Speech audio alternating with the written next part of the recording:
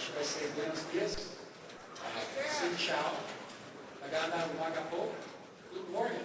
Bon dia. Buongiorno. Sao an. Did I miss anybody? Right now, I am delighted to introduce a guest who needs no introduction. Los Angeles Mayor Antonio Villaraigosa. It's good to see you. In case you're wondering where I got the name Dr. Roadmap, my parents, Mr. and Mrs. Roadmap, named me after the physician who delivered me. You know, I've been a foot doctor since '76, but I've been in the traffic scene since '87 when I first did alternate routes for businesses. In fact, it was the Herald Examiner, a copy editor, who gave me the name of Dr. Roadmap when they did a story. So not to be too unhumble, but I really did start the alternate route thing. The goals I'm going to run by real quick will be to get you home quicker or get you to your appointment quicker. You know, you folks have a unique niche. You're on the road going to different places. I'll tell you how to do that quicker. We'll study trip preparation, what to do on the freeways. I got this, might as well use it.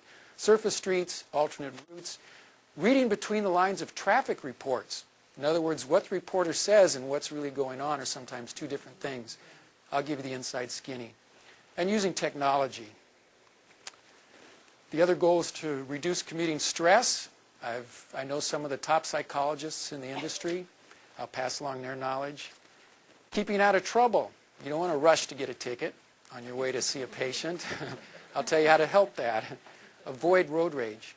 Not to do it yourself, but how to avoid being a victim. None of us are guilty of road rage. Yeah, most people don't like maps. Irma Bombeck used to say, when you talk about North and South, all I can relate to is a civil war.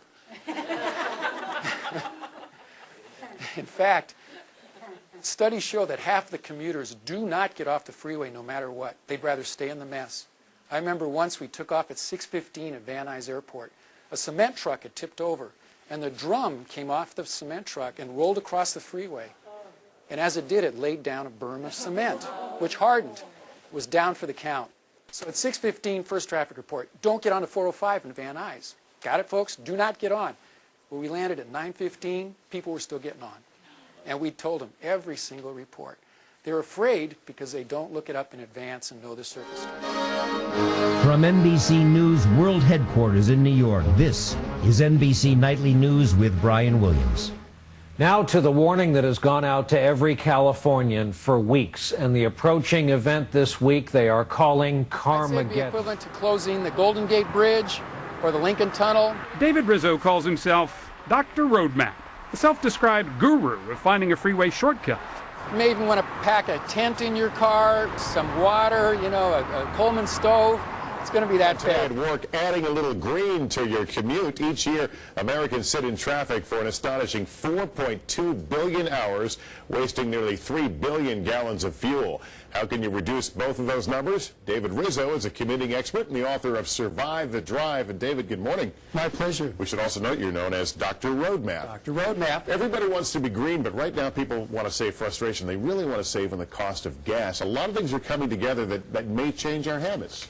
Hopefully they should, because we can't have our cake, and since we're being organic, our carrot cake, and eat it too. In other words, green commuting also saves gas.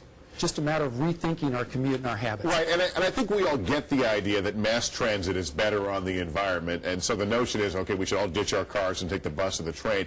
You say that's not always the case. There is a group of people out there that really should get behind the wheel and go to work. Unfortunately, they have no choice because in some cases, transit options are decreased. There is no subway going into town, or they live far away, and of course there may be a lot of free parking. Well, you rule of thumb, if you work between 2 and 50 miles away, you have to take your car a lot of times, especially if there's no train.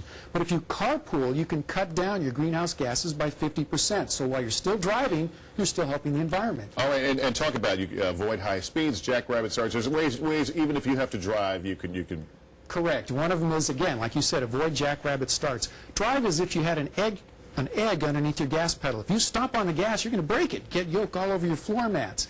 You also want to cut down on sudden braking, because why should you speed up just to hit the next red light sooner?